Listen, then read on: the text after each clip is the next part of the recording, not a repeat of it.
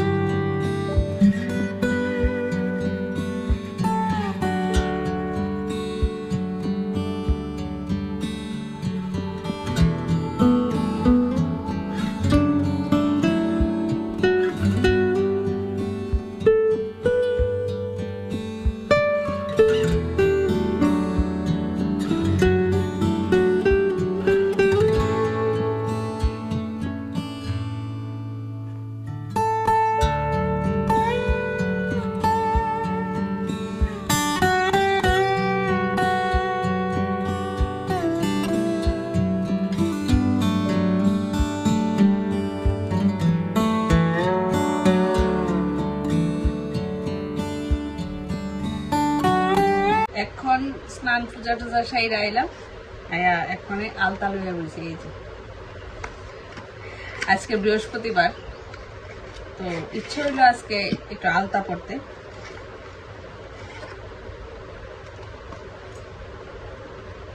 পড়া হয় না সচরাচর, আজকে জানি না কি লিগা পড়তে ইচ্ছা করছে, তো ভাবলাম পড়ি।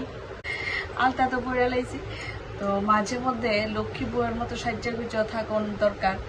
আর সারাদিন তো আমি পাগলের মতো থাকি। আজকে জানি না কি লেখা হঠাৎ করে মনে হইলো বৃহস্পতিবার যেহেতু, মানে একটু আলতা পড়ি, অনেক দিন ধরে আলতা পড়ি না, তো পড়লাম। আর সঙ্গে আরেকটা জিনিস পড়ছি, দেখাই। এই যে নুপুরটিও পড়লাম, অনেকদিন ধরে পড়া হইতেছে না, তো ভাবলাম আচ্ছা আজকে পড়ি।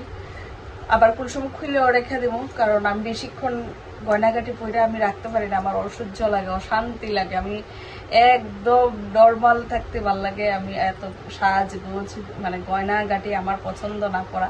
কাজকর্ম শেষ, এখন খাইয়া তারপরে একটু রেস্ট করবো।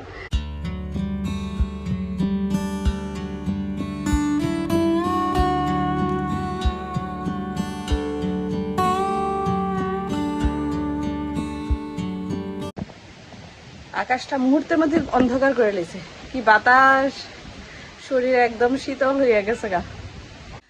Good evening. অন্ধকারে বইয়া দিছি, সামনে মোমবাতি ধরানো, কারণ কারেন্ট গেছে গা।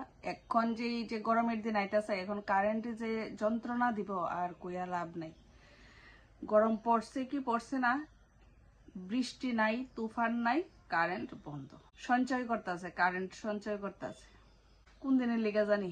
এখন ছেলে গেছে বাজারে টিফিন আনতে, দেখি কি তা আনে। আর এখন গরম লাগতেছে প্রচন্ড। জাস্ট তখনই কারেন্ট আইলো, ছেলে তো এখনো আইলো না, বইয়া রইলাম। ভাবছি একটু চা খাম, দেখি কি তা করি।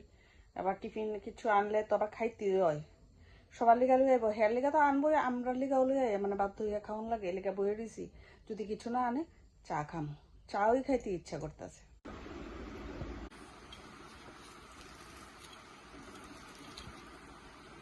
ধোয়া উঠতেছে, গরম।